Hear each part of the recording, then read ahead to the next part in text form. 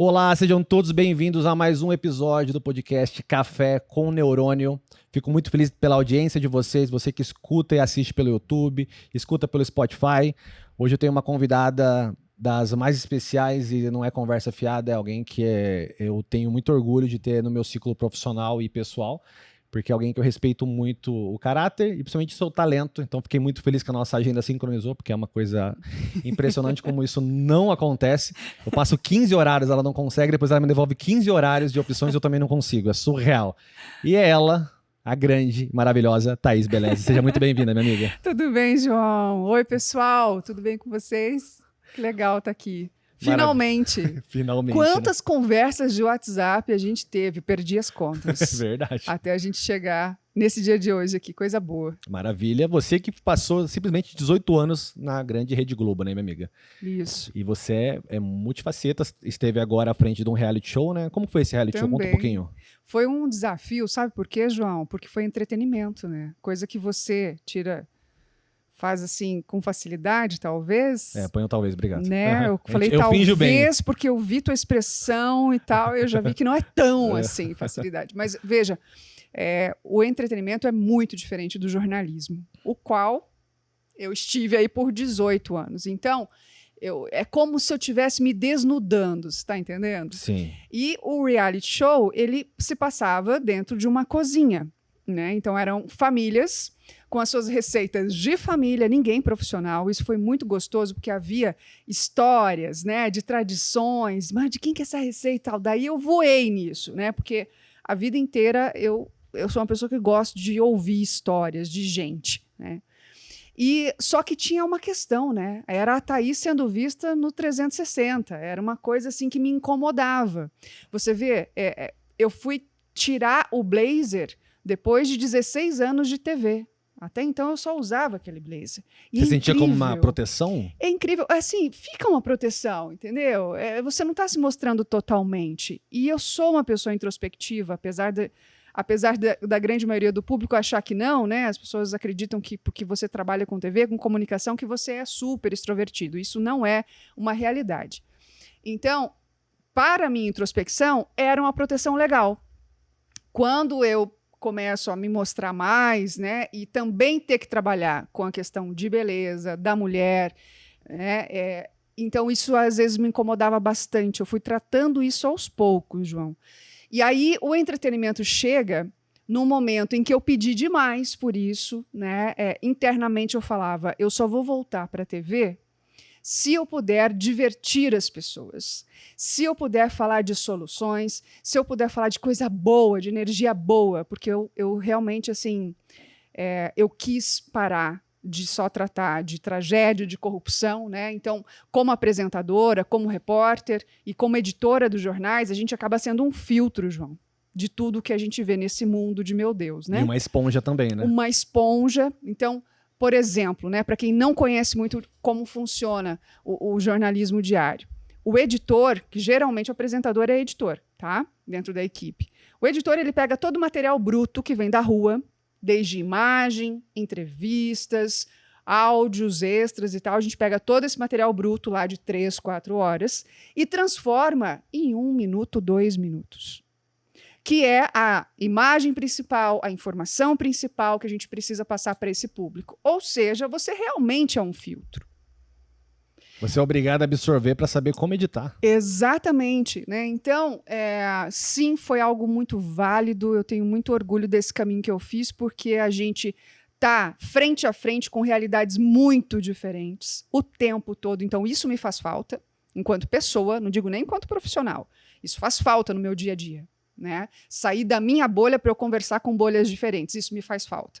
E o jornalismo te provoca a fazer isso diariamente, tá? E aí surge, então eu falava, eu quero uma coisa leve, eu quero uma coisa boa, eu quero mostrar um outro lado da Thaís, que poucas pessoas conhecem, né? A Thaís na cozinha, brincando e tal, sendo que eu sou dentro de casa. Mas tudo isso internamente, esse tipo de pedido? Internamente, internamente. E aí surge o convite da RIC Record, através do Marcos Yabi, e foi muito legal. Foi uma experiência muito interessante, principalmente a convivência com as famílias ali, né? E descobrir o quanto a gente fala da gente na cozinha, não. Qual que é o melhor lugar da sua casa? Pensa bem. Cara, na cozinha, quanta coisa a gente, né, conversa, faz terapia, não é, João? Com certeza. Né? Quanta coisa boa. E isso foi passado para o nosso público. Então, eu me sinto extremamente feliz por ter realizado isso. Me provoquei bastante, como eu repito aqui para vocês, gente. Assim, eu ficava meio incomodada, sabe? Com aquele monte de câmera, porque o reality, ele tem isso, né? Não é uma câmera aqui, câmera 1, 2 e 3, não. Você esquece, né? É um monte de câmera, um monte de microfone e vai lá, né? Tem que fluir. Então foi muito legal e desafiador. Mas essa leveza que você conseguiu trazer no programa, você acha que se deve ao quê? Porque querendo ou não, a televisão ela acaba engessando tudo que você vai fazer. Muitas vezes até um reality show, que a ideia é ser real, ele precisa te podar de várias maneiras. Nesse caso, qual foi o mérito? A própria produção deixou vocês muito livres? Ou você conseguiu trabalhar com a limitação que te deram e trazer um pouco de liberdade? Qual foi o ponto-chave, na sua opinião? O que acontece? A gente trabalhou com uma produtora de cinema, a GP7. Tá? Então já tem uma linguagem muito interessante. Eu aprendi vendo a maneira como eles tratam a imagem, cada detalhe. Às vezes eu precisava repetir, né, textos e tal. E eu precisava ser natural dentro daquela repetição, coisa que, assim, eu não sou atriz, né? Então, João do céu, sério, eu fui estudar. Eu realmente fui estudar como é que eu podia trazer essa Thaís de diferentes formas, assim. A leveza, ela só veio porque eu encontrei sentido e propósito naquilo que eu estava fazendo. Era o que eu queria, era o que eu tinha pedido ao universo, inclusive. Então, tá ali, é teu. Vai, deslancha e vai, sabe? Eu acho que a leveza, da onde vem a leveza? Porque a TV, ela engessa. Engessa em termos. Porque quando você consegue ter eloquência, naturalidade e passar a informação que toda a equipe, porque você é só representante de uma equipe, o apresentador nada mais é do que a ponte entre uma grande equipe e o seu público. Com certeza. Isso é fato. Então, quando eu conseguia passar aquilo que eu e a equipe tínhamos combinado, puxa, a gente quer passar agora aqui que esse tempero tem a ver com o bisavô do cara que veio da Itália e tal, que hoje está em Morretes, entendeu? Putz, passou. Eu preciso ser natural, preciso ser eloquente nisso, né? Então, era um treino todos os dias, um aprendizado todos os dias ali. Então, por mais que fosse fabricada no melhor dos sentidos, a ideia de, por exemplo, falar do tempero, era sempre uma ideia que vocês acreditavam. Então, vale muito a pena trazer essa verdade, essa família. Isso. A história dessa família. Nós ouvimos as famílias, né? Foram 600 inscrições. E dessas 600, 12 famílias foram selecionadas. E qual foi o critério? Foi o critério de... Gosta mesmo de cozinhar junto, né? Até teve uma família, não só uma, algumas famílias que eram amigos, ou que moravam junto, ou que conviviam há muitos anos, que já se tratavam como família. O que é família hoje, né, gente? O próprio termo família hoje mudou, né, em relação a antigamente. Então, o critério foi, eles conversam, eles realmente têm histórias juntos, eles gostam de cozinhar, beleza, legal. Então não era tanto o talento na cozinha, era mais o apreço pela cozinha e a energia de família, dessa resenha lá dentro, de conversar, para eles poderem trazer pro programa. Exatamente. Porque é aquela coisa, né? O bom do reality é exatamente você trazer uma energia tão leve para eles esquecerem e começarem a agir naturalmente. Isso, é isso mesmo. E é difícil fazer com que as pessoas esqueçam que há inúmeras câmeras em volta delas, né? Elas só esquecem à medida em que elas se envolvem com as próprias histórias, quando elas veem valor em transmitir essa história para um público. João, comunicação é isso. Enquanto você está olhando para o teu umbigo e para o teu ego, achando que você, porque você tem um microfone, você é o dono da verdade, cara, você está entrando por um caminho muito errado. Agora, quando você percebe que a tua palavra, a tua história, o teu jeito de ser pode impactar, e você tem essa consciência e essa responsabilidade, você vai, se deslancha e é gostoso. E aí vai o introspectivo, o extrovertido, vai todo tipo de personalidade ali, vai, entendeu? Ele consegue. Claro que existe aquela aquela chegada, aquela trava, isso é muito natural, muito natural. Para mim também não é natural ter várias câmeras. Isso, né, não é o meu habitat natural. O meu habitat natural é outro. Mas eu vejo valor nisso. Eu acredito nisso. Por que eu vou deixar uma mensagem, uma história do caralho entre quatro paredes? Não, o mundo está precisando urgentemente ouvir soluções. Ouvir pessoas que lutam de verdade, pessoas que na simplicidade criam coisas que você fala, cara, como é que eu não pensei nisso antes? Então, isso eu tenho saudade no jornalismo, por exemplo, entendeu? Que eu tinha contato, João. Eu via que era de verdade. Isso dá saudade. Você tinha contato com a verdade, mas infelizmente nem sempre era uma verdade agradável, né? Daí dessa vez você pôde trabalhar com uma verdade mais leve. Mais leve, exato. E eu acho que isso que te traz pro que você faz hoje, que é se comunicar. Na verdade, eu queria entrar nesse ponto, porque eu acho maravilhoso o fato de você ser introspectivo e se comunicar tão bem. A gente conversou isso fora do ar, eu quero trazer ao ar agora aqui, que é o fato do quê? De certa forma, comum pessoas introspectivas que se comunicam bem, porque é uma espécie de defesa do próprio corpo. Mas é muito raro pessoas introspectivas que se comunicam bem e que ensinam outras pessoas a se comunicarem. Que aí isso traz o quê? Traz o fato de você dominar a arte da comunicação e a sua introspecção ser uma mera opção. Então eu queria entender um pouco, vamos voltar mais à tua vida, tá? Como que era a Thaís criança? Era uma criança que se comunicava só com quem era muito amigo? Me fala um pouco pra gente desenhar a sua personalidade, por gentileza. A Thaís criança, ela tinha uma radiola na minha casa. Começamos bem. Quem não sabe o que é radiola, a tia explica. Tá? É onde a gente colocava o disco, né? Para tocar e tal. Então tinha uma radiola na minha casa, eu trancava a porta do quarto, colocava a música que eu queria, ali dentro eu dançava. Então ali dentro eu fazia o meu mundo. A Thaís era uma criança mais calada, né? Eu também gostava muito de estar no jardim, comendo trevo. Manja? Sim. Comendo meu trevo e no meu imaginário eu criava vários mundos ali. Eu era essa criança. Segundo minha mãe, a mais beijoqueira possível, assim. Então, eu beijo mesmo todo mundo, cumprimento, mas eu sou quieta, eu sou na minha. Eu sou mais na minha, assim, entendeu? A criança era desta forma. E aí, com o tempo, eu cresci e acabei fazendo comunicação, jornalismo, mas pensando muito no impresso, João. No impresso e em rádio, talvez. O rádio deixa tudo um pouco interessante, porque quando a gente analisa o seu comportamento como criança, eu acho importante frisar que existem inúmeras maneiras de se expressar, e não é só falando. Então, por exemplo, afeto, beijo, carinho, raciocínio, imaginação, tudo isso você tinha. Não tinha tanto o falar. Isso. Aí quando você me diz que pensava em algo impresso, faz mais sentido ainda para alguém que não quer se comunicar. Porém, quando essa pessoa também considerava rádio, que é só o falar, mostra quão complexo você também era. Então, mas era o falar, mas eu não precisava me mostrar. Achamos o ponto, entendi. Isso, não precisava me mostrar. Porque tinha aquela coisa assim, ai, parece uma Barbie, ai, não sei o quê, uma princesa. E eu nunca me senti uma princesa. Thaís, eu nunca senti que eu fosse uma princesa.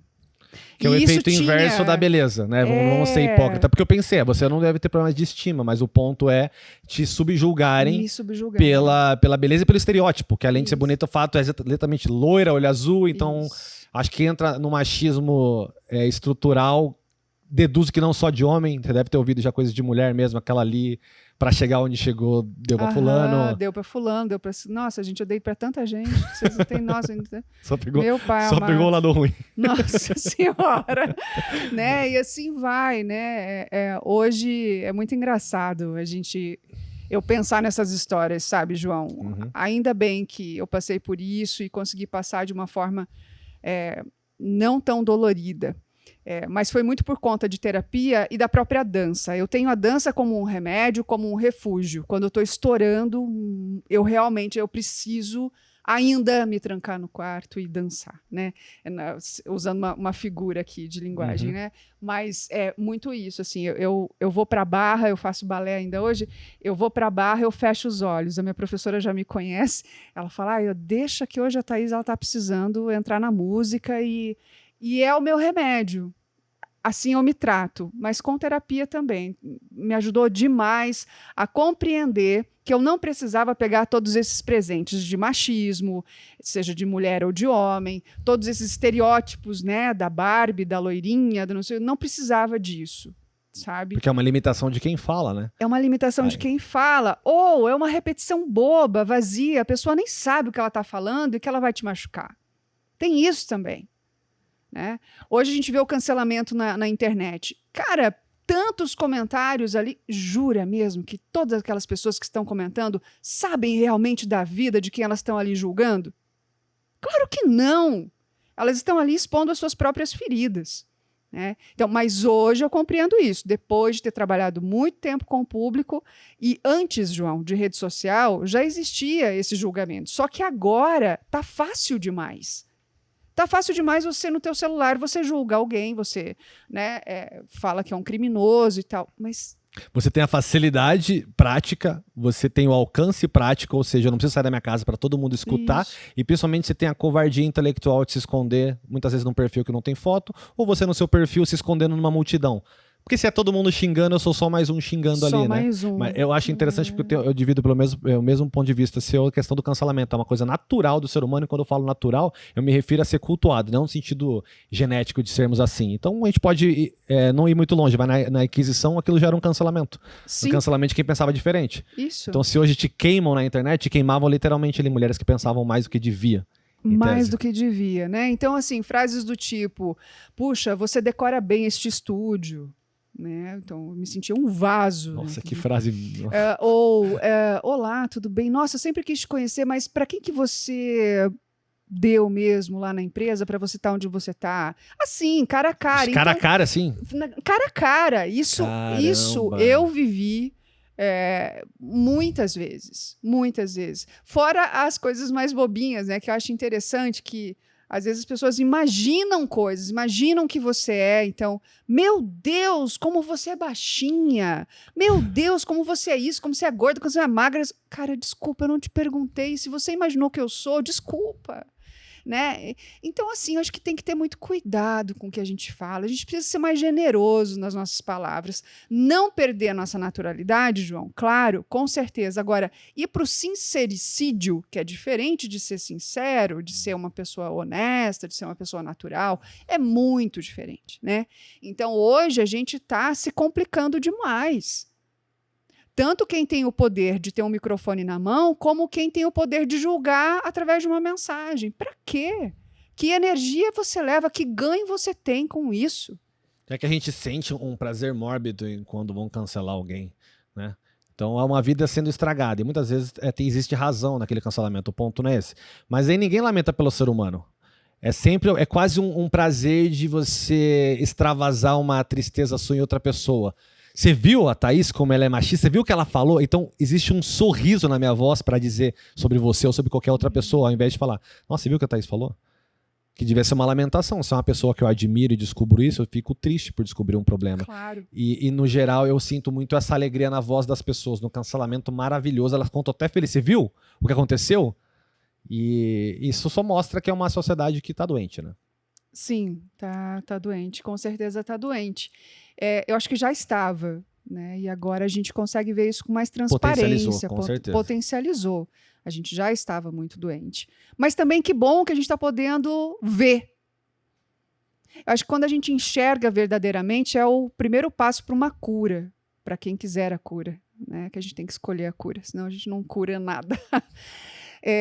Então, acho que é um primeiro passo. Às vezes eu fico muito triste, a palavra é triste, com o que eu vejo sendo feito com pessoas, enfim, de todas as classes, dentro dessa questão da exposição. Eu fico triste. Ao mesmo tempo, eu penso, caras, tem que acontecer isso. Isso tem que aparecer, né? Isso tem que aparecer. Porque as pessoas, de uma maneira geral, até quem se comunica, não consegue entender o nível de responsabilidade que tem quando você fala na frente de uma câmera e na frente do microfone. O microfone não é um acessório aleatório que apareceu na tua frente, você escolheu. Então, nesse momento, a minha responsabilidade ela dobra. Eu não estou numa mesa de bar conversando, azar o seu se você entendeu ou não. Aqui eu tenho que fazer o meu melhor possível para que as pessoas entendam, porque é minha obrigação fazer o melhor. Não é minha obrigação que elas entendam. Fiz o meu melhor é com responsabilidade, é pensando no que eu tô falando, entender que talvez essa palavra para mim não tenha contexto, mas para outra pessoa tem contexto e vai machucá-la, e a gente tem um vocabulário vasto, então a gente pode escolher a maneira correta, e a gente vai sempre parar no mesmo ponto, que é a empatia. Só que o nosso problema social, e é quase uma patologia, é que a gente fala de uma palavra e não analisa a palavra. Então a palavra ela se torna clichê antes de se tornar atitude. Então ninguém aguenta mais ouvir falar sobre empatia. Só que a palavra já está desgastada e o verbo não está sendo feito. Porque é sobre isso. Então, voltando um pouquinho no que você falou, o que eu preciso fazer para não ser desagradável com você? Pensar no quão desagradável seria comigo alguém chegar que eu não conheço e falar: caramba, achei que você era mais forte, achei que você estivesse mais magro, nossa, você tem barriga. Essa pessoa sabe que não seria bom para ela, ela simplesmente não parou para pensar que eu sou como ela. Exato. É tudo sobre empatia, né? E, João, a gente anula todo tipo de qualidade que a gente tenha, empatia, sinceridade, sei lá, qual qualidade você tiver. Quando a gente está na frente de um microfone, a gente anula as nossas qualidades se a gente tiver pautado no ego, cara. Isso aqui dá poder, né? É o que muitas pessoas estão sentindo. É muito gostoso que te ouçam. É muito gostoso. É muito legal. Mas eu não posso me cegar. Ao mesmo tempo que isso me dá poder, se a minha sabedoria não está equilibrada com esse poder, vai ser um tiro no pé.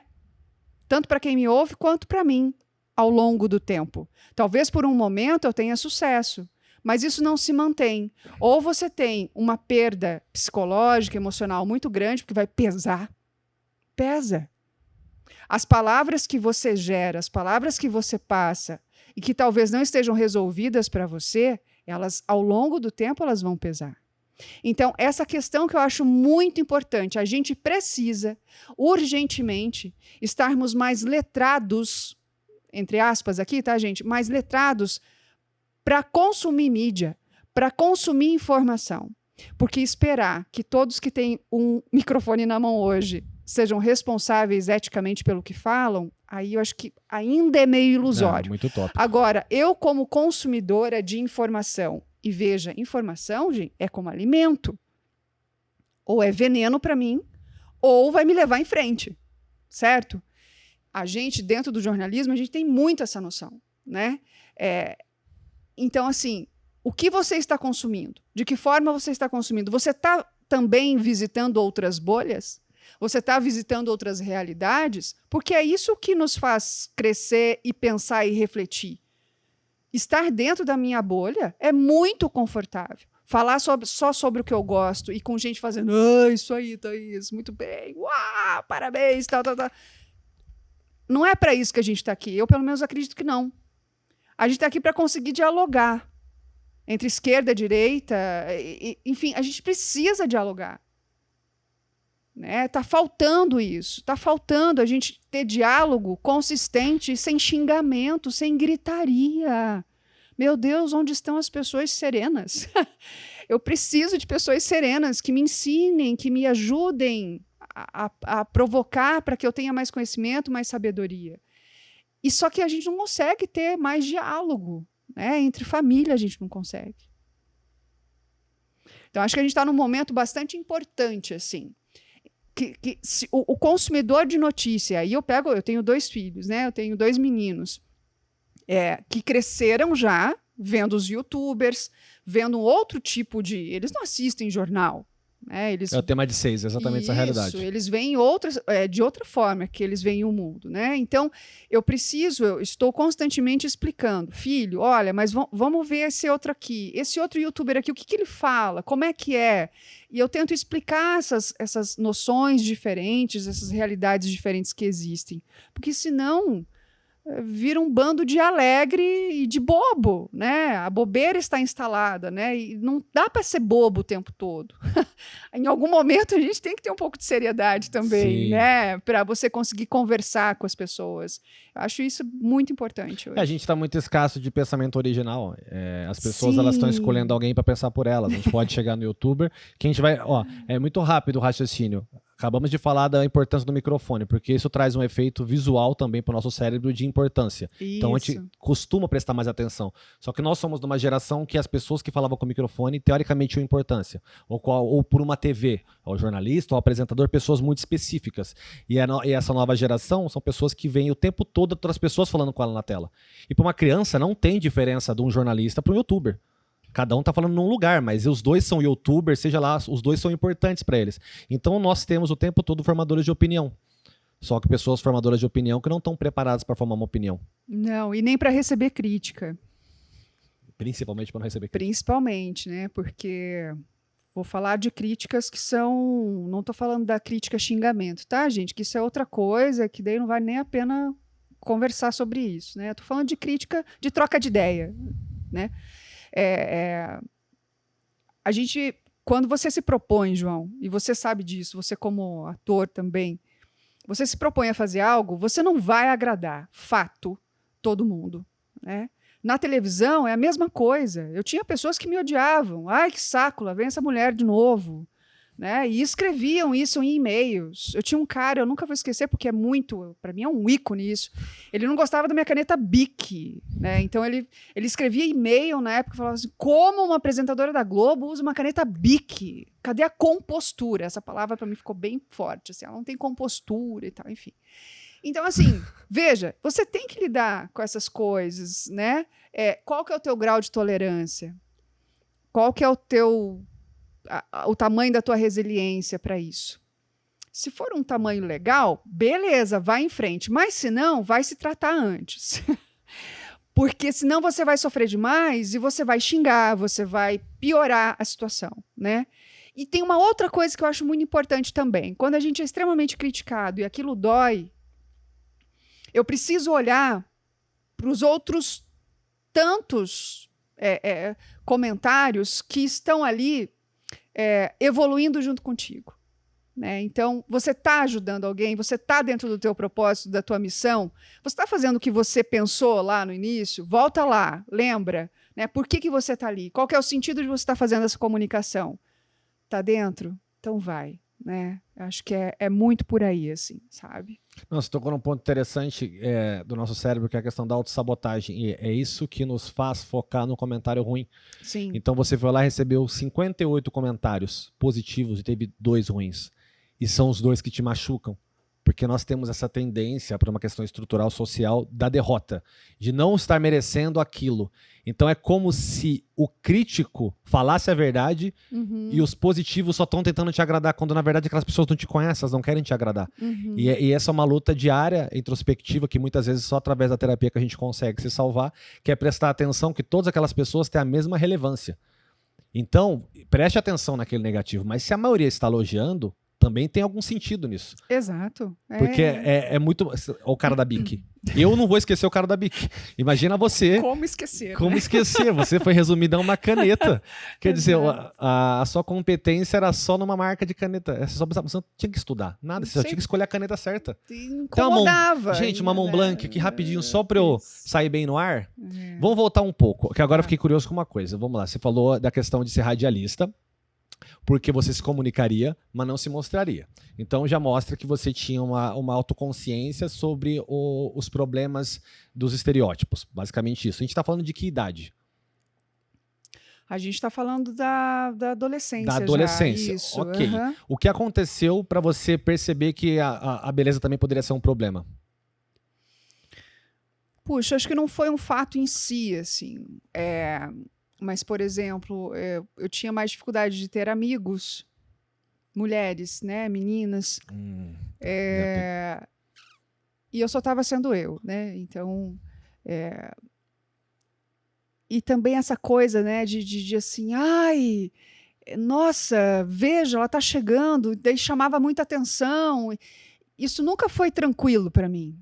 Uma vez um grande autor, o qual eu tenho uma estima assim bastante grande, eu queria que ele assinasse o livro dele para mim, e quando eu cheguei perto dele, ele escreveu assim: que você use a beleza, né, para ser a ponte para comunicações solucionadoras.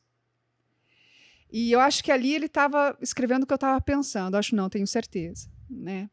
Sim, a beleza abre portas, João. Ela abre portas, mas ela não se mantém se você também não trabalha você pessoa, né? O teu interior, se você for uma merda como gente, né? Então você não se mantém. É igual, ela tá na TV porque é desse jeito, é dessa forma. Hoje, gente, aceitam-se pessoas acima do peso. Hoje aceitam-se pessoas, né, para se expor que têm deficiência. Hoje, mas quando eu comecei não era assim.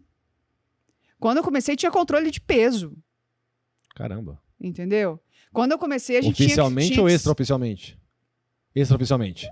Como que funcionava? E aí, Alguém vai engordar, né? E aí, como é que tá isso e tal? Então, assim, isso existia, era da época, né? A questão do racismo, olha o quanto mudou, que bom que mudou, que bom que a gente não está permitindo que se fale como a gente falava antes, né? Então, muita coisa hoje está diferente, mas a mulher, João, na época, se ela tivesse qualquer, assim, mínima beleza, assim, eu tô falando, a beleza é muito subjetiva, tá, gente? Eu tô falando de uma época, ano 2000, tá bom? Eu não tô falando de hoje, não. Tô falando do ano 2000. Na época, João, você tinha que ser 3 vezes, se mostrar 3 vezes mais inteligente para você conseguir um cargo, para você estar ali pelo que você estudou. No fim das contas, isso me ajudou, na verdade, porque eu fui atrás de muito estudo, eu fui atrás de muito conhecimento, porque eu queria garantir isso, né? Hoje eu entendo que eu fui muito por uma demanda externa, mas me ajudou, né? Me ajudou bastante. Então, hoje eu falo com tranquilidade sobre isso. O que você quer dizer com uma demanda externa? Demanda externa, assim, e aí? Você aqui pode estar nesse debate porque você tem 5 anos de profissão. E você, loirinha, tem quantos anos de profissão? Eu tenho 10. Você tem 10. Não sei o quê. Então, esse tipo de preconceito e essa coisa me incomodava demais.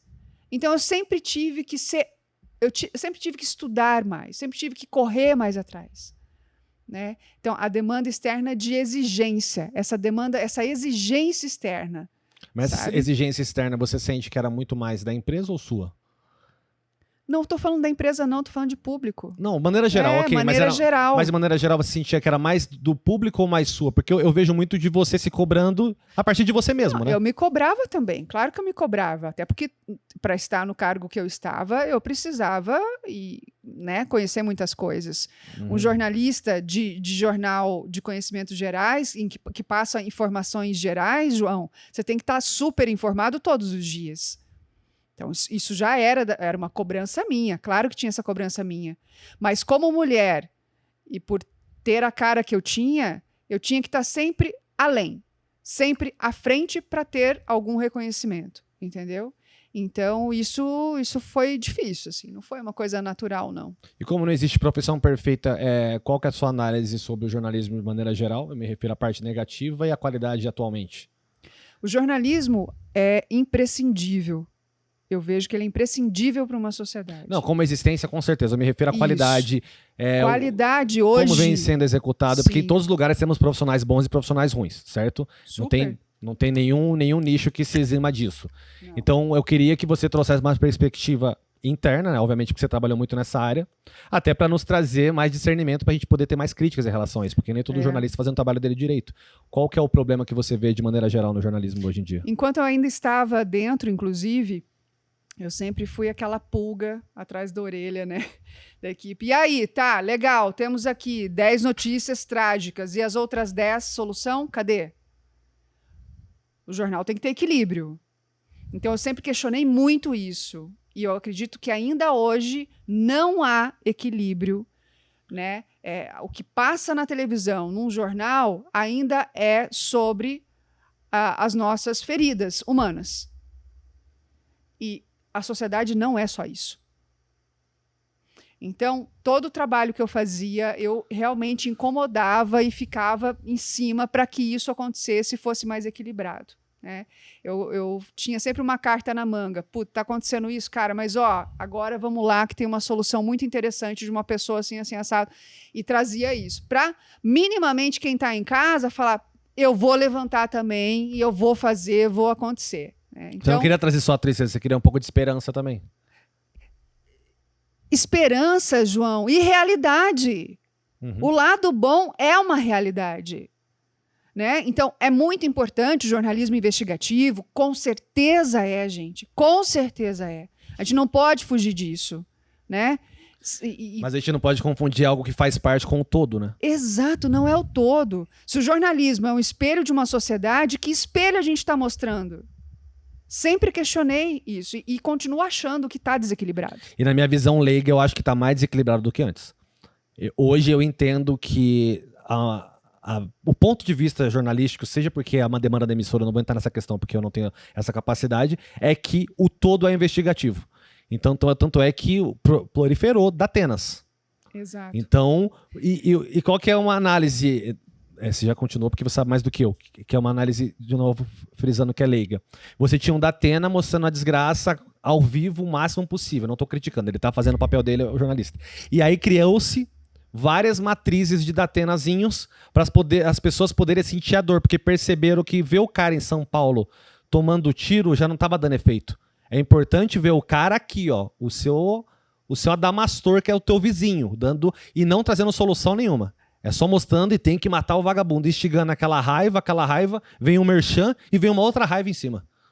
E o que você teve de insight que você levantou o dedo de forma muito educada? E além dessa questão de estar desequilibrado, a realidade das redações hoje é que nós temos pouquíssimas pessoas trabalhando. Tá? Então, virou uma coisa mecânica. É mecanicista. Enquanto...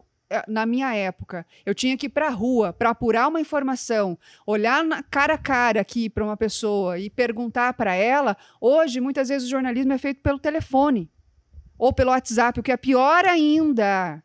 A mensagem escrita, você não vê a expressão de alguém, você não vê o suspiro de alguém, você não vê a pausa, que é tão importante para a comunicação. Vou até fazer uma pausa aqui, gente. É muito importante. E aí você perde a sensibilidade do jornalista. O jornalista ele perde se ele não está frente a frente, se ele não está no local do fato. Né? Então, atrelado à questão do desequilíbrio, que realmente eu acho que a gente precisa buscar isso, e os meus colegas jornalistas sabem disso, que eu falo com eles há muito tempo. A gente precisa de comunicação solucionadora dentro dos jornais. Não dá mais para engolir isso da forma como está. Não dá. Né? É indigesto. Ah, Thaís, mas você é uma poliana, você é utópica. Gente, eu não estou falando de utopia, eu estou falando de realidade. Se eu for para a rua amanhã, se eu for para a rua agora e contar a história do cara aqui da hamburgueria que acabou de emprestar o estacionamento dele para mim, gentil e tal, ele não vai me cobrar. Cara, se eu for contar a história dele agora, de repente é um cara que é um empreendedor e está ali, mas ninguém ouviu, ninguém deu voz. Por quê? Porque não há espaço no jornal.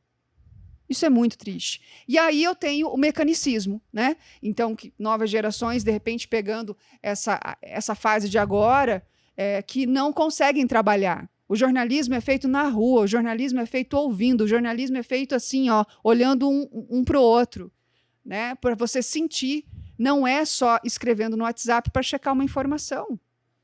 E essa demanda mecânica, você responsabiliza mais quem? O jornalista ou o sistema? As empresas. Né? Assim, mudou muito, o mercado mudou muito.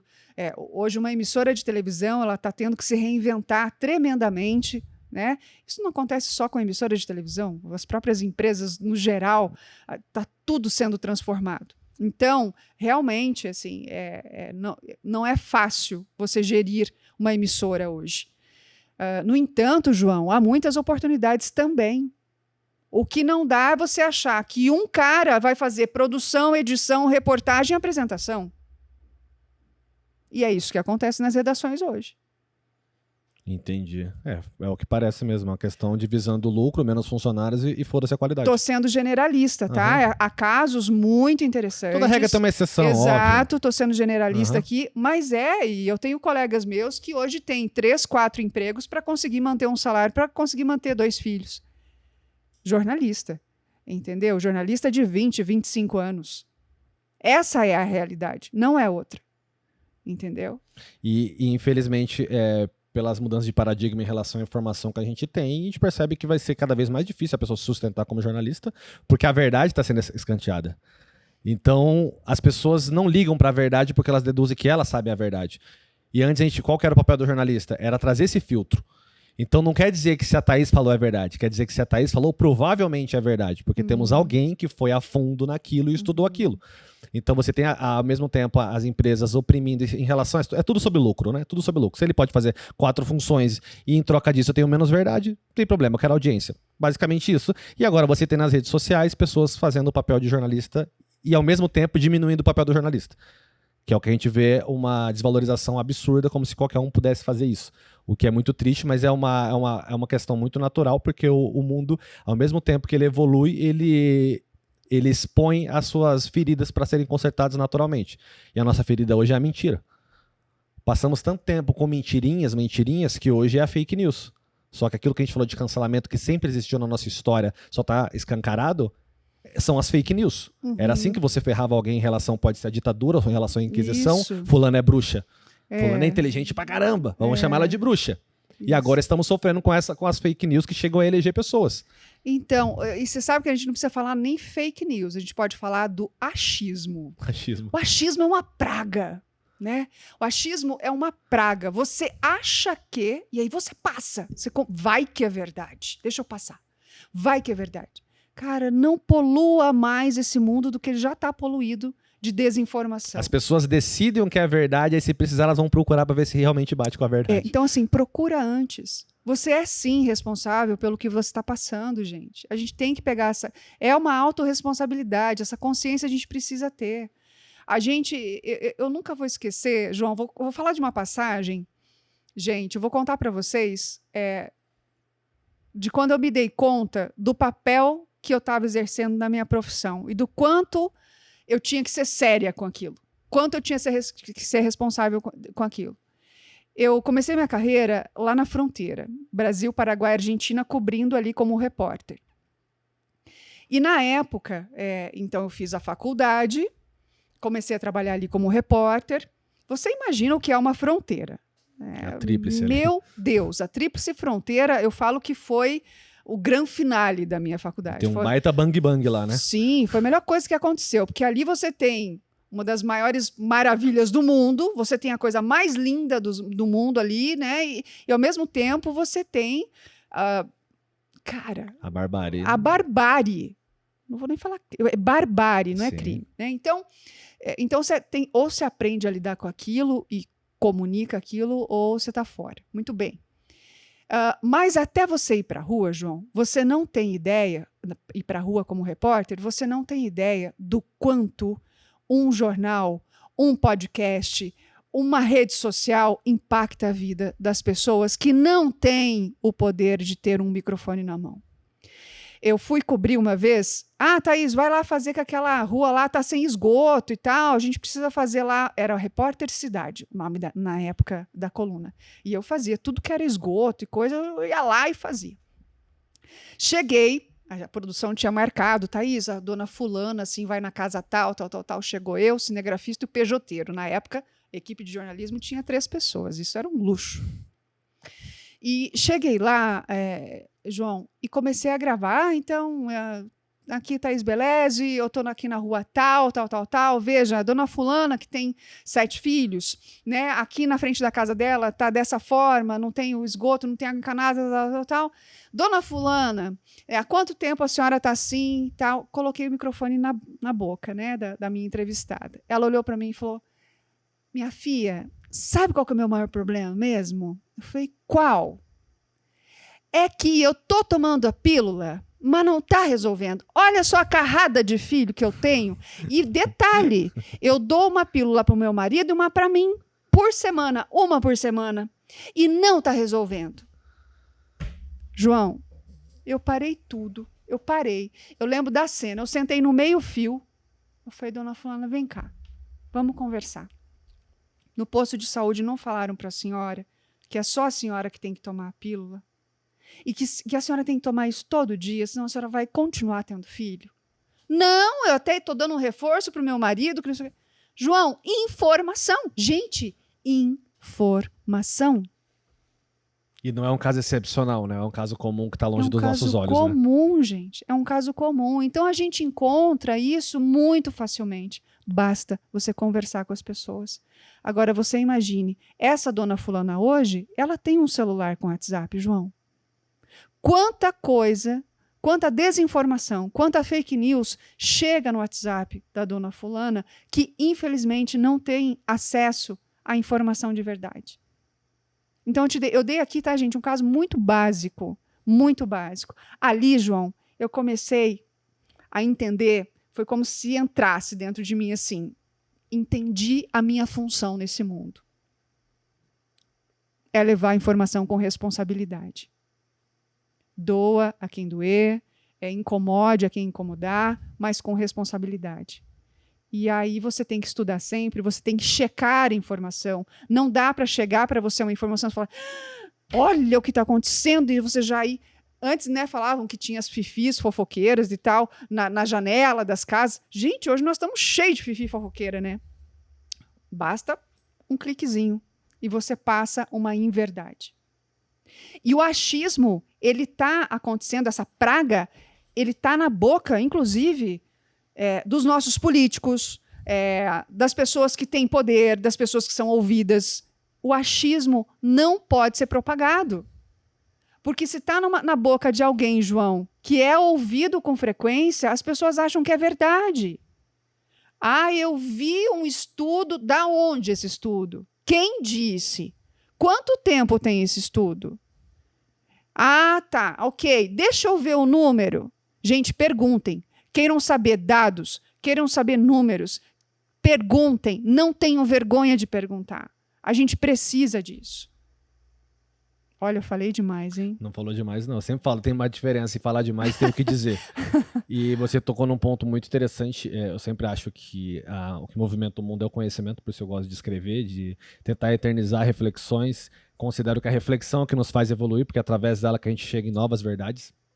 E você lembrou de algo que eu assisti, um documentário sobre células terroristas. Sim. Eu gosto sempre de entender a realidade de alguém, porque eu sempre parto do princípio que se a pessoa tivesse a minha realidade, ela não faria aquilo. Sobre, por exemplo, os homens-bombas da Al-Qaeda, que eles são treinados, inclusive por psicólogos desde criança, Sim. a entenderem que, além deles estarem fazendo algo que Deus pediu para eles, tem a parte que é surreal, que vai bater com o que você falou. Eles são convencidos que, como eles estão lutando por Alá, a bomba na barriga dele vai estourar só para frente. Nossa. Meu Deus. Entende? Entendeu que é o mesmo ponto, só que é um pouco mais cruel, mas alguém trabalhando com a desinformação, ali é o descaso. Total. É uma pessoa que está esquecida. Isso. Esse é o que está sendo manipulado. Uhum. E qualquer um de nós cairia nisso. Se desde criança o meu tio, o meu pai, o meu pastor, que eu não sei qual que seria a religião dele, a nomenclatura, está me dizendo isso, então é o tamanho da lavagem cerebral. De você acreditar que aquela bomba vai, além de você estar defendendo o seu Deus, aquela bomba só vai estourar para frente e não vai me matar. Então é muito fácil da gente aqui de longe apontar o dedo e falar ruins, demônios, porque a gente não se coloca no lugar, é tudo sobre conhecimento. E é muito triste o que você falou sobre os nossos líderes falarem sobre achismo, porque aí o buraco acaba ficando mais embaixo, que tem os do achismo e tem os que sabem que é mentira. Ah, sim, a manipulação. Que aí fica mais triste, e infelizmente são dominados por esses dois grupos. Os que não sabem e não estão interessados em saber, porque basta pensar sobre algo, né? Porque o cientificamente comprovado foi trocado pelo na minha opinião. E parece que é a mesma base. Na minha opinião, e ferrou com tudo. É uma base que é assustadora e tem um filme interessantíssimo, baseado em fatos, na Netflix, chamado Rede de Ódio, que eu indico para as pessoas assistirem, que mostra muito como funcionam esses gabinetes de informações, de você contratar alguém de outro partido. É muito assustador, é por isso que eu acho tão bonita a sua profissão. E como toda regra tem exceção, eu considero você exceção naquilo que você faz. Eu acho que a grande maioria é regra, como em todo lugar, porque para você sobreviver numa grande corporação, você tem que dançar conforme as regras. E as pessoas de alma grande, eu sempre digo que em algum momento elas vão se rebelar. Elas vão agradecer o que fizeram, o que viveram, foi conhecimento, mas falam, eu preciso trilhar meu caminho, um hippie moderno, que eu considero que é o que eu faço, é o que você faz. Você é uma freelancer. E eu quero tocar num ponto que eu acabei esquecendo, que o que se deve, a gente falou sobre isso, mas não entrou a fundo, o que se deve essa sua vontade de ensinar as pessoas a se comunicarem e essa facilidade, considerando que você é introspectiva, a gente falou sobre isso, mas não falou qual foi o gatilho de você ter esse tesão em ensinar, porque é maravilhoso a maneira como você faz a sua propaganda, eu gosto, é muito natural, eu vejo claramente alguém que não tá, todo mundo tem que sobreviver, então é sobre dinheiro, óbvio que sim, mas eu sei diferenciar alguém que faz algo com alma, alguém que faz por nicho. Se fosse por nicho, você poderia fazer outras coisas, sabe disso, né? Com o teu know-how, com vários estereótipos, você poderia fazer outra coisa. Não, ali você faz na raça algo muito bonito. O que se deve isso? Se eu conseguir, várias pessoas podem conseguir. Tá? Eu nunca vou esquecer, João, a primeira vez que eu estive na rua com uma câmera na minha frente, um microfone e com um monte de gente me olhando. A minha vontade era engolir aquele microfone, óbvio. E no terceiro mês em que eu estava cobrindo férias lá, né, período de experiência e tal, a minha chefe, que se chamava Dinacir Terezinha Ouro. Amo você, Dinacir. A Dina olhou para mim e falou assim, ô garota, se você não falar, não vai rolar.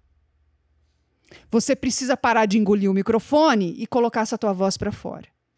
E tem mais uma coisa, para sobreviver aqui na fronteira, você vai ter que fazer outra coisa. Colocar, desculpa a palavra aqui, o pau na mesa. Todo mundo já entendeu o que aconteceu. Né? Então é isso, tá? Então decida se você quer isso para você. E na época eu decidi que eu queria, porque eu encontrei sentido, como eu contei para vocês agora há pouco. E por que me dá muita vontade de ensinar, João? Porque eu sinto a agonia de alguém que precisa se comunicar, que a empresa fala assim, viu? Amanhã você vai fazer uma live para 500 pessoas, 500 colaboradores, querido. Você tem que fazer uma live. Ô, fulana, você que tem muita experiência aí, né, faz bastante reunião. Olha, amanhã nós vamos estar com a América Latina e você vai fazer um programa ao vivo. E a fulana vai e trava. Então, eu tenho muito prazer em ajudar essas pessoas, João, porque não é do dia para a noite que se faz um comunicador. Primeiramente, para começar a conversa, a gente tem que entender os nossos gatilhos emocionais. Para começar.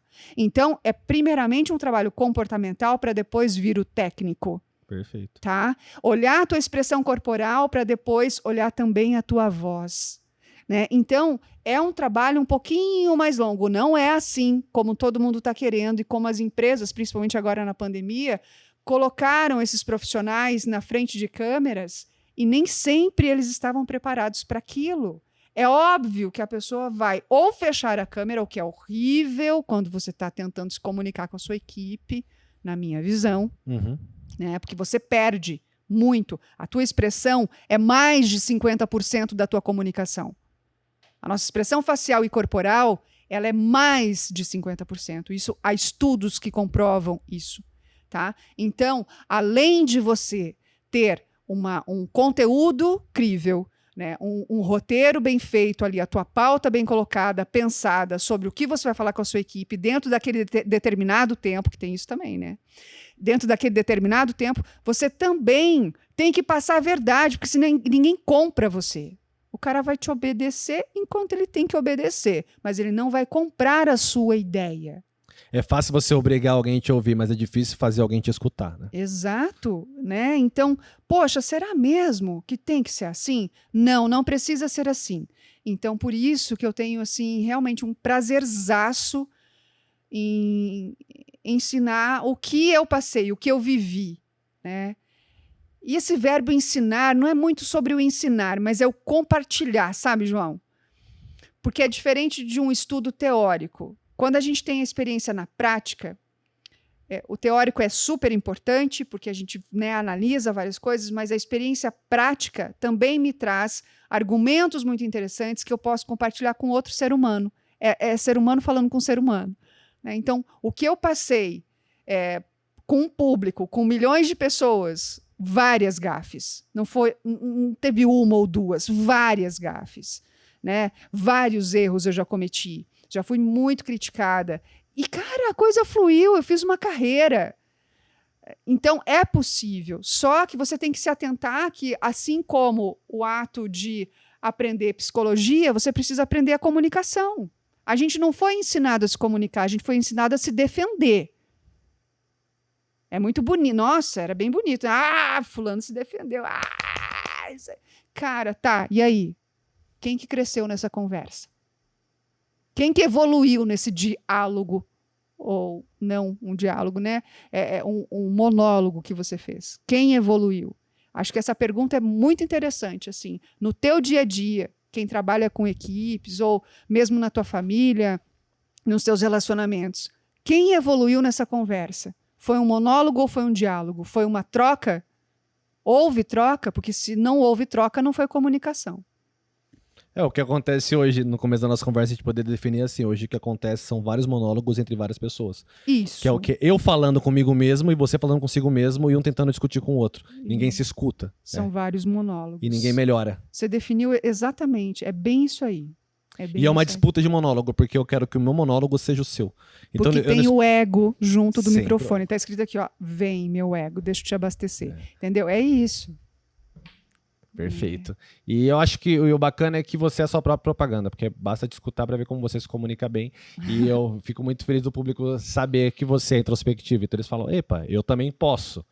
Porque uma das outros gatilhos que o nosso cérebro nos dá de autossabotagem é tentar definir outras pessoas como especiais. Porque aí você não precisa lutar para fazer alguma coisa. Ah, é que o João nasceu para isso. É que a Thaís nasceu para isso. Eu sempre fui comunicativo. E você é introspectiva. Então, temos várias variáveis, mas a constante é o quê? A capacidade de se esforçar.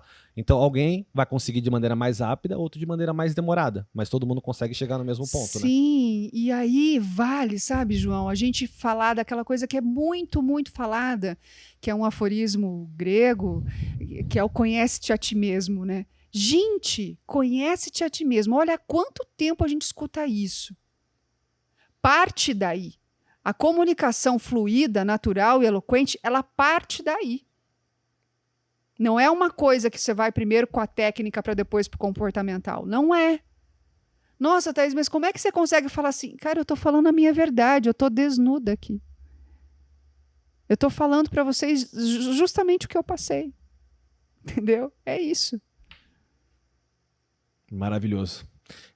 Vamos pro top 5, porque senão a gente vai passar o dia todo conversando aqui. Olha, e o rapaz do estacionamento falou que ele só aguenta até 9h30 da noite, hein? Por isso que eu vi aqui a hora, a gente tinha mais pauta para puxar, mas a gente faz outro dia. Tá bom.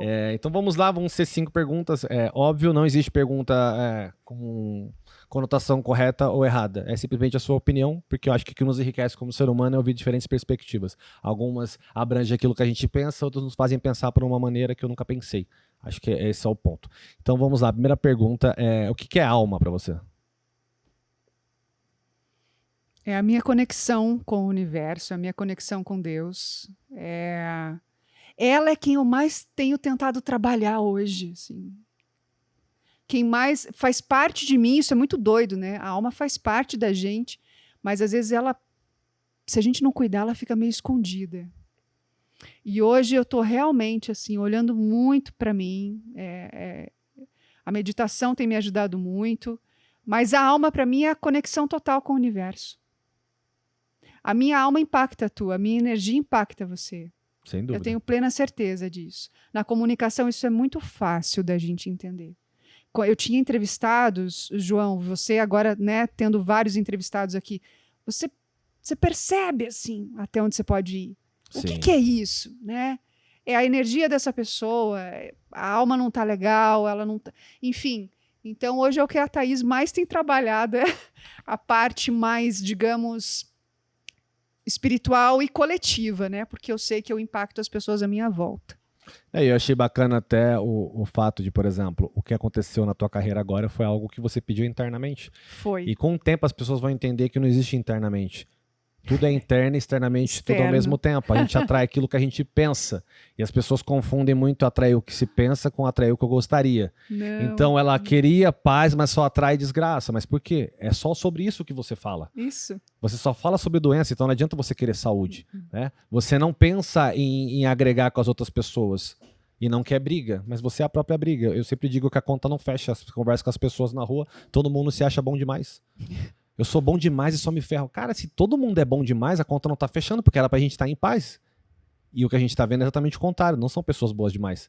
São pessoas que se acham boas demais fazendo as mesmas coisas. Que dizem com orgulho, eu sou, quando eu quero ser bom, eu sou, mas quando eu quero ser ruim, eu sou pior. Então, na verdade, você é ruim. Você só é bom por conveniência, porque nós que agimos com bondade, eu não falo de nenhuma santidade, porque quem é santo não vive nesse plano nosso. O quê? A bondade é algo intrínseco a você. Se você pode ser bom quando quer, então você naturalmente é mal. Então só de você ter essa reflexão é bom para acordar um pouco, porque a gente pode sair da espiritualidade e ir para Freud, que é a pergunta muito simples: qual é a sua responsabilidade no caos que é a sua vida? E 99% das pessoas a responsabilidade é de outro. É do emprego, é do sistema, é da profissão, é da família, é do namorado, é do azar. Nossa, eu sou azarado e é surreal. Pergunta 2, minha amiga. Qual foi o pior momento da sua vida? E eu quero que você me traga detalhes no sentido emocional. Porque às vezes uma pessoa teve um baita de um acidente, mas na verdade o pior momento da vida dela foi uma crise existencial que ela teve com 15 anos, que naquele dia, por 5 minutos, ela pensou, cara, eu não mereço estar vivo. Eu quero que você ache esse ponto. Qual foi o momento mais complicado da sua vida, emocionalmente? Eu vou citar um, tá? Mas eu tenho vários também, mas tem mais. Eles me convidam mais para mais podcast para eu falar das minhas sombras, e, enfim. Mas eu vou citar um que foi um dia que eu cometi um grande erro na minha profissão. E eu quase não me perdoei, assim. Eu estava perto do pedágio ali em Foz do Iguaçu, o primeiro pedágio, e fui chamada da redação: Thaís, vai para o pedágio porque aconteceu um acidente horrível. Tem caminhão-tanque envolvido, tem fogo, tem incêndio e tal. E eu cheguei, a nossa equipe chegou, João, antes, inclusive, de ambulância, tudo. Então, a gente chegou com a coisa acontecendo. Eram 2 caminhões-tanque. E o que o repórter tem que fazer? Né? Ele tem que colher informação, mas a coisa estava acontecendo naquele momento. E era um acidente horrível. Com certeza tinha, no mínimo, ali 2 pessoas sendo queimadas e eu vendo aquilo. Era mais ou menos umas 5:30 da tarde. Eu precisava chegar para o jornal das 6:30, 7 horas, tá? O jornal da noite. E a gente tem o deadline, né? E o deadline é o tempo final, assim, gente, para chegar com a informação. Muito bem. Tô lá, checando informação com o bombeiro saia daqui, vocês não podem ficar aqui e tal. Então a gente se distanciou. Peguei informação, o bombeiro falou, não, é fulano de tal, a placa é tal, não sei o quê. Então, eu já tinha o nome das pessoas que estavam ali mortas. E nisso, chega a população, curiosa. Nisso veio um menininho correndo ao meu encontro. Tia, quem que tá aí? Quem que tá aí? Naquele momento, João, eu não podia ter passado a informação. Aquele menino era filho de um dos caminhoneiros. Nossa. E eu falei o nome da pessoa. Muito ingenuamente, mas é uma coisa que eu não podia ter feito. Uhum. E quando eu falei o nome, ele falou, tia é meu pai. Nossa. Tu tá entendendo? Sim. A responsabilidade de uma pessoa que comunica é muito grande com a emoção dessa criança. Então eu sempre torci que essa criança pudesse uma hora ser curada, né? Eu sempre orei por isso, porque eu não esqueço o rosto daquela criança. Emocionalmente, para mim, foi um super de um abalo. Aprendi com isso? Aprendi ainda mais. Ainda mais. Então, eu não pego o microfone se eu não tenho certeza do que eu estou falando. E mais do que isso, eu preciso ter respeito com as famílias. Eu preciso ter respeito com quem tem um filho pego pelo tráfico e que foi morto com um tiro na cabeça. Eu preciso ter respeito porque ele tem mãe, ele tem pai, ele tem irmão. Por isso que, para mim, o sensacionalismo também é uma praga. Então, João, veja, tudo o que eu aprendi foi na rua. Eu podia te contar inúmeras passagens aqui. Mas para mim, pegou muito demais. Eu nunca vou esquecer do rosto daquele menino. Eu cometi um erro gigante naquela época, né? Não foi algo que eu quis fazer, mas eu fiz. Por inexperiência. Né? Aprendi na marra. É muito delicado. Mas eu sou uma pessoa muito positiva e eu acredito que sempre que a gente faz algo sem uma intenção malévola, a vida consegue arrumar. Então eu deduzo que, de certa forma, acabou se transformando em positivo para ele. Não sei de que maneira, porque a vida sabe mais do que a gente. Então a gente consegue imaginar, assim, o seu erro foi erro, e você sabe, você aprendeu com ele. Mas sempre existe um espaço para a vida arrumar isso em cima do nosso erro, que é assim que se aprende. Então talvez, se você não avisasse, ele fosse uma criança muito curiosa que ia lá olhar. Deus o livre. Então talvez você fez o choque da verdade, e querendo na verdade sempre cura, por mais que doa, foi a verdade nua e crua para ele. Foi. E pensando como criança, se você não me respondesse, eu ia olhar sozinho. Eu não vou ficar esperando ver. E talvez ele visse o pai dele queimando, entendeu? Então... hoje eu faria o que eu fiz com várias pessoas já em cenas de acidente, né? Eu abraçaria e levaria até as pessoas responsáveis, psicólogos, médicos, o pessoal, principalmente de SEAT e tal, que está preparado para acolher. Né? É isso que eu teria que ter feito. Mas é muita experiência, né? Tanto é que eu não... experiência. É uma ação não muito comum. Experiência, exato, né? Até porque eu já fui acolhida, num acidente também, por esse pessoal que acolhe nas estradas. E é fantástico, eu admiro demais essas pessoas, João, mas aí é papo para outro podcast. Porque a gente tem pouco tempo. Tá culpa, não vou falar culpa sua. Tudo deu certo, obrigado, cara do hambúrguer. Você deu a vaga. Vamos deixar mais leve isso aqui. Qual foi o melhor momento da sua vida?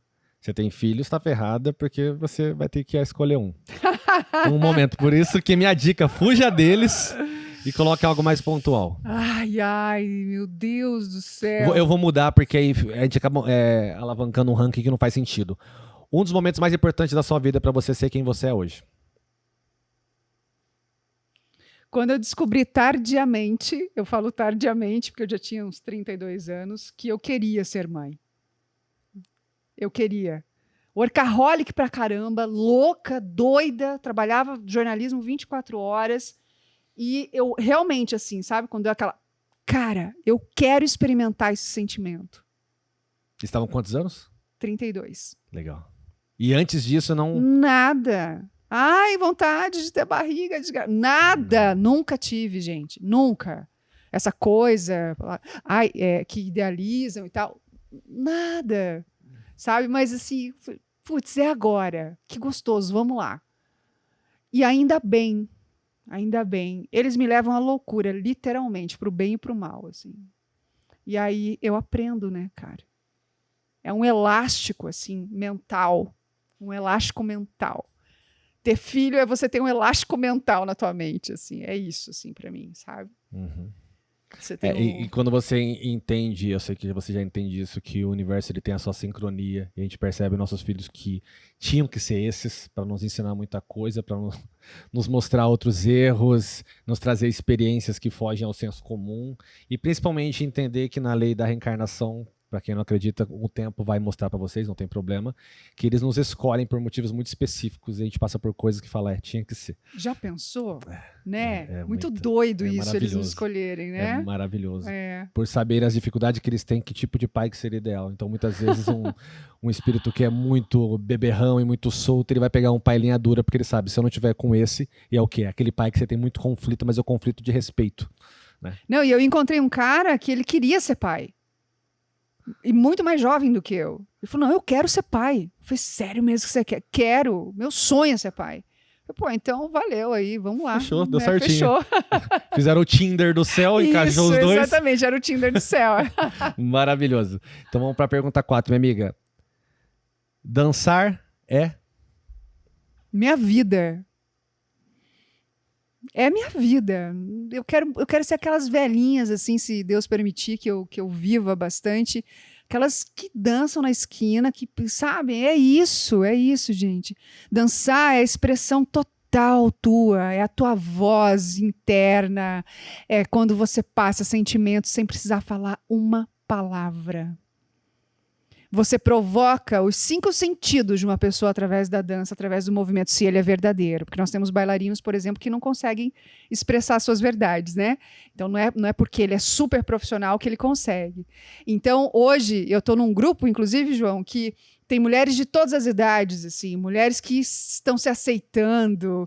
Isso é muito gostoso, sabe? Que estão se permitindo dançar. Então, para mim, dançar é vida. Quer citar alguma, deixar a sua amiga famosa quando ela assistir esse programa aqui? Da sua turma? Quem que vale a pena ser citado aí? Você não pode citar todo mundo, acho que é muita gente, né? Não posso citar todo mundo, mas né? Cita uma ou outra aí. Michele, Tati, meu Deus, quantas, as pessoas gostam de ser Silmara, né? Enfim, tantas que me ensinam todos os dias ali. Ok. E a minha última pergunta, na verdade, é uma expressão que eu vou deixar para você, porque você sabe melhor do que eu, porque você tem uma carreira muito mais extensa e nunca chegaria na sua carreira porque somos caminhos diferentes e a tua experiência me ensina muito. Mas você sabe quanto nos eterniza poder falar no audiovisual, com o microfone, isso aqui fica para sempre, a gente pode guardar no nosso coração ou no HD mesmo. Então eu queria que você deixasse um recado para cada um dos seus filhos, porque você sabe como a vida ela é volátil, né, minha amiga? É. Então as pessoas têm medo de falar de morte, mas eu acho muito triste quando você acredita que a vida é tão subjetiva dessa maneira. Você tem um tempo de existência e você acha que você vai morrer antes porque alguém falou sobre isso. O triste é você não pensar sobre isso, porque quando você pensa tá tarde demais. Eu adoro pensar que talvez eu não esteja aqui amanhã, porque isso faz eu amar minha filha mais ainda, escrever mais pra ela. E se eu estiver aqui, vai ter mais coisas pra ela e a gente vai poder ver juntos. Então eu queria que você considerasse essa hipótese de você não estar aqui pra sempre, não estar aqui na próxima semana, a gente não sabe como que vai ser, e o que seria importante seus filhos saberem de você, ouvirem de você, para quando tiverem mais consciência. Meus amores, Mateu e Benício, que desejo que vocês sejam homens de bem. Apenas isso. Maravilha. É Obrigada. Aquela coisa, não tem... É até um clichê dizer que foi muito bom, porque eu sabia que não tinha como ser diferente as nossas conversas, a gente só externou a nossa conversa. Porque a gente só falou, vamos gravar logo, porque a gente já tá fazendo um podcast, que a nossa vida é um podcast. E eu gosto muito, obviamente que a nossa energia bate, mas a gente consegue muito bem cada um permear no seu caminho, sem ficar tentando impor nada a ninguém. Mas naturalmente pensamos muito parecidos, né? Acho que o idioma do bem é um só, o idioma da hipocrisia, sim, ele se divide em várias nomenclaturas. Então agradeço a tua presença. Quero que você deixe seus recados finais, deixe sua rede social, depois o editor vai colocar aqui embaixo. Tá bom. Se tiver alguma crítica, aproveita porque eu não edito nada e vida que segue. Não, vida que segue, é isso mesmo. Bom, gente, vocês me encontram no Instagram, né, @ThaísBeleze. A minha mãe complicou um pouquinho o meu Thaís, mas é THAYS, Beleze. Tá? Ficou chique, mãe, tá tranquilo. Ficou chique, mãe. E recados finais... Gente, vão em busca de vocês e quando vocês quiserem estabelecer conversas dentro da relação de vocês, no trabalho, se expor como a gente está se expondo aqui, dando a cara a tapa, porque é isso, viu, gente? A gente dá a cara a tapa, tá? Quando vocês quiserem fazer isso, preparem-se minimamente, né? Interiormente falando, entendam com quem vocês estão falando, com o público que vocês estão falando, que é muito importante isso. Não é sobre você, é sobre o que você fala e o que você impacta. Quem você impacta, de que maneira a sua palavra impacta. Eu acho que é por aí, João. Tá? E claro, na minha rede eu falo muito também sobre comunicação, então sempre tem uns insights legais ali, me sigam lá, tá bom? É isso. E obrigada pelo ouvido de vocês, pela escuta, né? Obrigada mesmo para quem nos assiste. Eu estou achando muito legal isso, sabe? De assistir o podcast. Eu sou uma pessoa que assiste podcast. Eu adoro quando eu posso assistir. Porque eu gosto de ver a expressão, né? Eu também gosto. É muito gostoso isso, ver a interação das pessoas, ver quando não tem interação, eu fico pensando, por que será que não tem interação? O que tem ali e tal? Eu sou uma observadora de gente, assim, eu gosto bastante. E obrigada, João. Obrigada também ao Mauro, tá, gente? O Mauro tá aqui, o Mauro, coração aqui, hein? Mauro é parceiro, edita muito bem aqui nas câmeras, vocês estão vendo a edição maravilhosa dele, que tá todo lá tímido só porque ele é gatão, cara de modelo. Isso, gato, viu, gente? Gato mesmo. Então tá, e é isso. Valeu, minha amiga, foi mais um episódio. E mais uma coisa, fazer uma propaganda sua de graça, obviamente, que ninguém tem dinheiro pra pagar ninguém. Que eu acho assim, o teu curso ele não é só para quem pretende falar em público, eu acho que é importante para quem quer se comunicar, porque a gente fala em público o tempo todo, às vezes precisa falar numa videocâmera, não, videocâmera foi maravilhoso, WhatsApp, essa conversa uma por vídeo. videocall, Video call, obrigado. É. E às vezes a pessoa tá se preparando para um evento, mas na verdade é bom ela saber se comunicar, porque a gente precisa o tempo todo. E não tem nada melhor do que você estar preparado para tudo. Não esperar vir a bomba. Porque não tem nada melhor do que você aprender sem ter um deadline. Gostaria de me comunicar bem. É ótimo. A pior coisa é chegar assim, Thaís, preciso aprender a me comunicar bem até terça. Então, olha só, o curso Você no Vídeo, inclusive, agora de fevereiro, não sei que dia que vai passar o podcast. Não, vai ser logo aí. Mas dia 22 de fevereiro é a segunda turma deste ano. Últimas vagas, totalmente online e ao vivo. Eu gosto de fazer ao vivo, porque aí a gente consegue medir assim, né, a temperatura, isso é legal. E você começa fazendo o curso em grupo e depois eu atendo individualmente a pessoa. Então isso também é uma vantagem desse curso, tá bom? Me procure que eu explico tudinho. Então fechou, brigadão. Até breve, Beijo. com certeza nos veremos Até. novamente. Gente, valeu. Fiquem bem, um abraço, até um dia. Tchau, gente.